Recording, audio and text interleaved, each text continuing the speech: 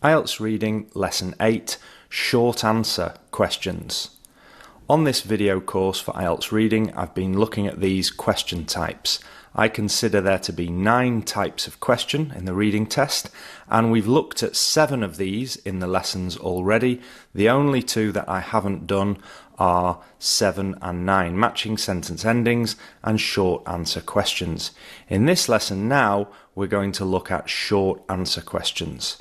And this is a quick lesson because I consider this type of question to be quite easy. We're just giving an answer to a question. It's the most normal type of question you could ever expect. You're just answering what the question asks you. And we're also going to use the same method or technique that we always use. If you've done the other lessons on this video course, you'll know this technique already. I call it the keyword technique. And if you want more information about that technique, look at lesson 2. I explained it in detail in lesson 2, and I've used the keyword technique in every lesson. This is what we really use to find any answer in the reading test. Let's move on and try this short answer question type using the example test attached next to this video lesson. So print that worksheet and try the test. It's very quick, this one, because I don't think we need to do much work on this type of question. Print the worksheet, have a go at the test, and then follow through my answers on the rest of this video. So hopefully you've got the test next to you and you've tried it. Let's look now at how we get the correct answers. The first thing we always do is look at the title of the passage. In this case, it is Understanding Humour. So we know that this passage is going to be about the topic of humour, funny things. Then we don't read the whole passage. We never do that. We go straight to the first question. And in this case, of course, we're looking at short answer questions, and they just want one word for your answer for each question. There are only 2 questions and they're both quite easy. So let's look at the first one now. Which group of theories about humour describe it as being good for us? As usual, I've underlined the keywords. This is the keyword technique. Keywords that I want to search for. So I'm going to search for group of theories about humour and then being good for us.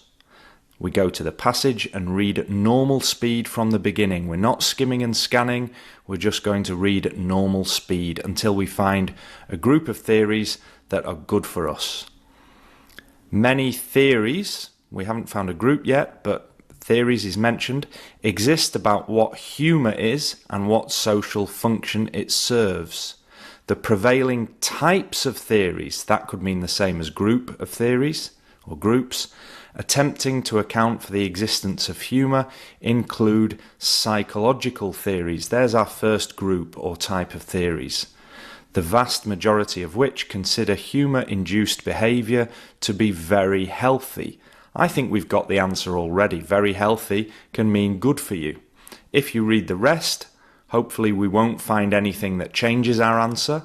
Spiritual theories, that's another type of theory or group, which may, for instance, consider humour to be a gift from God. A gift from God doesn't mean that it's necessarily good for you. It's not obvious that that has the same meaning.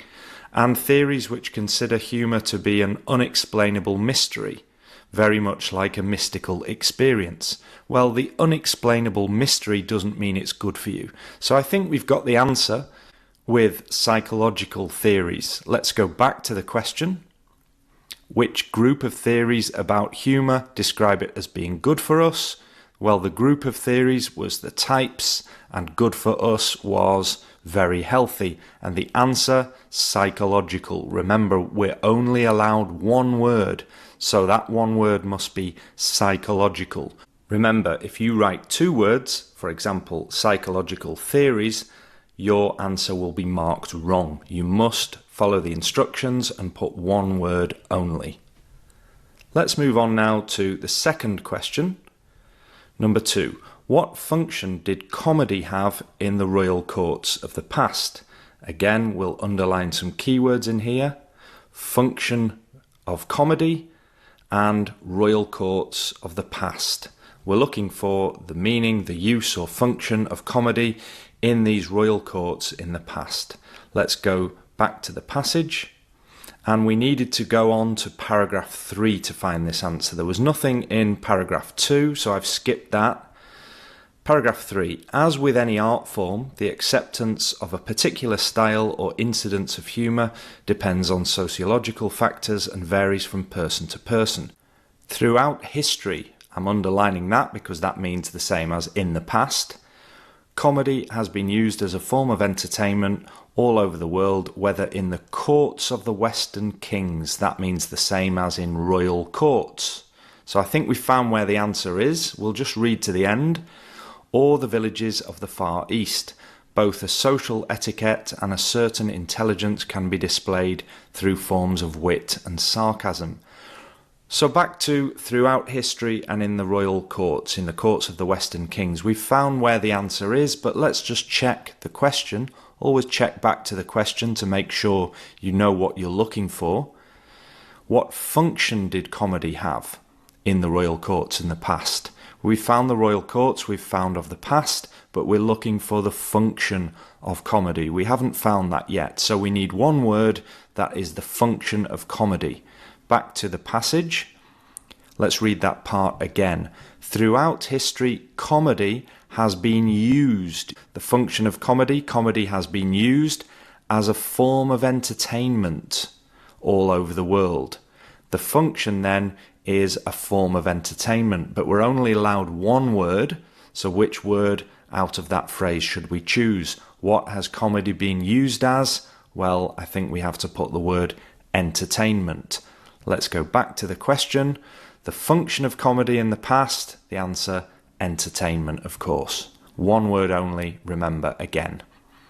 Now, that's the end of that exercise, but let's quickly look at short answer questions and what we've done. We used the keyword technique as usual, and we found the answers by reading the passage at normal speed in order, looking for those keywords, finding them, and then being careful to choose one word only, following the instructions. Quite easy. It's an easy type of question, and it isn't very common either, so you won't see this kind of question as much as some of the other types. Let's do what we usually do to finish the lesson off and do a keyword table with these important words and phrases that helped us to get the answers. So here's my keyword table for this lesson. In the question, group of theories about humour, and we found in the passage types of theories about humour. Good for us, very healthy. What function did comedy have? Comedy has been used as. Royal courts, courts of the Western kings, of the past, throughout history. I always make a keyword table after practicing any IELTS reading test because I think it helps you to focus on how it's all about finding vocabulary to get the correct answers.